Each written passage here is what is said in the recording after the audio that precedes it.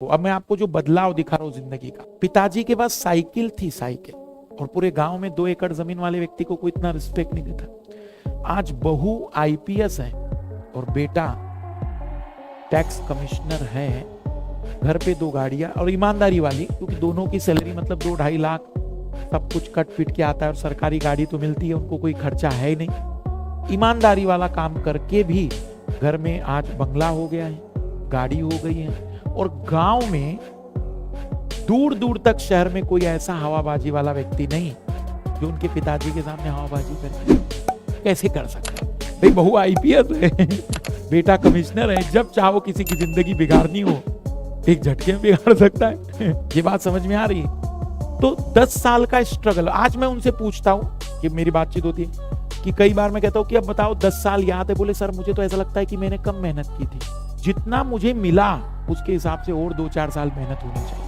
ये उनके जवाब। फिर छत्तीसगढ़ में आईपीएस बनने के बाद मेरे विद्यार्थी बने, उन्हें आईएएस बनना था 2012 में। तो इनको मैंने जब बुलाया कि भाई आपने पढ़ा, मुझसे सारी चीज रही, पर आप बताइए कि स्टूडेंट्स को क्या करना चाहिए, क्या मेहनत करनी चाहिए? तो उन्होंने एक ही जवाब दिया था। उन्होंने बस इतना कहा कि आप जितनी मेहनत अभी कर रहे हो ना, और जितना आपको लग रहा है कि मैंने कितना खो दिया, आप जब हैदराबाद के उस गेट में एंट्री करेंगे आपको ऐसा फील होगा कि वो मेहनत कुछ भी नहीं थी जो चीज आपको मिलेगी। मतलब हैदराबाद का जब जो ट्रेनिंग, वल्लभ भाई पटेल ट्रेनिंग इंस्टीट्यूट है आईपीएस का, तो बोले जब गेट खुलता है और पूरा बैच जब उस गेट के अंदर प्रवेश करवाया जाता है तो दोनों तरफ से ढोल नगाड़े बजाए जाते हैं। और ढोल नगाड़े बजाने वाले कोई लोकल लोग नहीं, सब इंस्पेक्टर लेवल के 10 से 12 लोग दोनों तरफ से आप पर फूलों की वर्षा के लिए आते हैं। भाई आइए आपका, तो वो एक जो नजारा होता है वो ऐसा लगता है कि सच में, मतलब जैसे होता है ना, एक दूल्हा जो आता है तो एक अलग सा उसको फक्र होता है कि अब मेरा स्वागत होगा। वो कुछ बकवास सी बात है, ये एक अलग ही फीलिंग कराता है। तो वो जो एक, मतलब हम कहेंगे कि मोटिवेशन है, वो सबसे भयानक। तो जो चीज आपको मिलेगी वो आपकी एक्सपेक्टेशन से कई गुना अधिक है। एक छोटा सा केस मैं और दे रहा हूं। हमारे विद्यार्थी बिहार के इस समय जम्मू कश्मीर में IAAS है, Indian auditing and accounting services कहते हैं इनको, IAAS। लगभग रैंक अगर आपकी 700, 850 है, नजदीक लास्ट रैंक है, तो ये सर्विस मिल जाती है। तो सब मिलता है इसमें, बकायदा बंगला होता है आपका, बड़ा शहर मिलता है, गाड़ी मिलती है, सबकी बात। बट मैं अब जो केस बता रहा हूँ वो सुनना। 2016 का रिजल्ट है, ये का नाम अभी याद नहीं आ रहा, बट व्हाट्सएप पे जुड़े हैं। तो 1992 की घटना बता रहे थे। 1992 में बिहार के जिस गांव में रहते हैं, उस गांव के संपन्न व्यक्ति ने उनकी जमीन छीन ली थी। पिताजी और उस व्यक्ति का काफी लंबे समय तक झगड़ा हुआ। 97 में पिताजी का मर्डर हो गया। माताजी ने किसी बड़े मुश्किल के साथ उन्हें पढ़ाया। तो वो पहले एग्रीकल्चर में ऑफिसर बने, छोटी सी नौकरी ले ली, ऑफिसर मतलब क्लर्क लेवल की जॉब थी। फिर उन्होंने तैयारी की। 2016 में जब रिजल्ट आया ना, तो उस डिस्ट्रिक्ट के सबसे बड़े अखबार में छपा हुआ था कि हमारे क्षेत्र के लाल ने परचम लहराया UP80 में। केवल इतनी सी खबर थी। चौधरी का पूरा खानदान सुबह सुबह उसके घर के बाहर, सारे लोग मतलब जमीन के पैर छूते हुए माफी मांगते हुए पहुंचे कि हमें माफ करें, हमसे गलती हुई। कब की बात है ये? 92, 93। और घटना कब की बता रहा हूं मैं? कागजात स्वयं देने आ रहे हैं और मुआवजा लेकर आ रहे हैं कि मैंने जितने साल आपकी खेती की उसकी जो कमाई है वो मैं आपको लौटा रहा हूं। क्योंकि वो जानते हैं कि अब इतना बड़ा अधिकारी बन गया है, एक झटके में हालत खराब कर सकता। तो इमेजिन करिए दुनिया कितनी बदल गई। ये बातें इसलिए याद रखिए आप लोग, क्योंकि आप जिस चीज को अचीव करना चाह रहे हैं वो कोई साधारण चीज नहीं। मतलब ऐसा मत सोचिए कि मेरे को सब इंस्पेक्टर बन जाएगा तो 4 लोग सैल्यूट करेंगे। ये बहुत बड़ा पद है, बहुत बड़ी पावर है, बहुत बड़ी जिम्मेदारी का काम है। तो रियलिटी में अब एक सबसे बड़ा उदाहरण जो मैं देता हूं, मतलब कई बार स्टूडेंट पूछते हैं कि सर हमें मोटिवेशन आना चाहिए, हमने पढ़ाई करनी चाहिए, क्यों? एक कल्पना करते हैं कि आज से आप बिजनेस कर रहे हो, और आपको एक बंगला, एक गाड़ी और समाज में रिस्पेक्ट चाहिए कि समाज के लोग जाने कि नहीं ये कोई साधारण व्यक्ति नहीं है। गाड़ी बंगला मतलब बंगला फिर भी पकड़ लीजिए 1-1.5 करोड़ का, और गाड़ी फिर भी मान लीजिए कि 10-15 लाख की तो गाड़ी, और रिस्पेक्ट। कितना टाइम मांगोगे आपकी इसे कमाना है मुझे, मतलब कितने साल लगेंगे आपको? नहीं पकड़ लेते भाई तुम बहुत मेहनती, बहुत इंटेलिजेंट, सब तुमने बढ़िया किया, और 5 साल में ही 5 इयर्स में ही आपने अचीव कर लिया।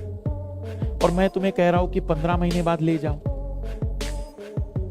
मैं तुम्हें क्या कह रहा हूं, 15 महीने बाद बंगला भी, गाड़ी भी, रिस्पेक्ट भी सब ले जाओ। तुम उस 5 साल को कल्पना करो तुम कितना हार्डवर्क करते, उसका केवल आधा हार्डवर्क कह के मैं कहे तुम्हें कि 15 महीने में कर। उन 5 साल में तुम दिन रात नहीं देखोगे, मेहनत करते चलोगे, 15 महीने करके देख लो बस, गारंटेड है, गारंटेड। अब आप कहेंगे गारंटेड कैसे? यूपीएससी ने तो पीसीएस, और गारंटेड पहली बार में निकल जाएगा, उसके बाद अटे में देते रहना आराम से, पूरी तरह से। अब मुझे बताओ और क्या चाहते हो? 15 महीने मुझे बता दो, इससे कम मेहनत में और कोई चीज प्राप्त करके दिखा दो मुझे। 15 महीने के अंदर जो चीज हम बता रहे हैं वो प्राप्त करके दिखा दो किसी और तरीके से। रिस्पेक्ट भी होना चाहिए, पावर भी आनी चाहिए आपके पास, पावर भी आनी चाहिए, रिस्पेक्ट भी होना चाहिए। अगर आपको विधायक भी बनना हो तो आपको क्या लगता है, एटलीस्ट 3-4 साल तो काम करना पड़ेगा, और वो भी कैसा? अरे मार खाओगे मतलब लोगों को अवेयर करने के लिए उन तक पहुंचोगे, उनकी मदद करोगे। कहने का मतलब कि हाँ चपरासी जैसा ही काम, लेकिन दिन रात लगाने पड़ेंगे, तब जाकर विधायक बनोगे। अब विधायक बनोगे भी नहीं, गारंटी नहीं, बनेगी भी तो 10 साल लग जाएंगे कभी कभी।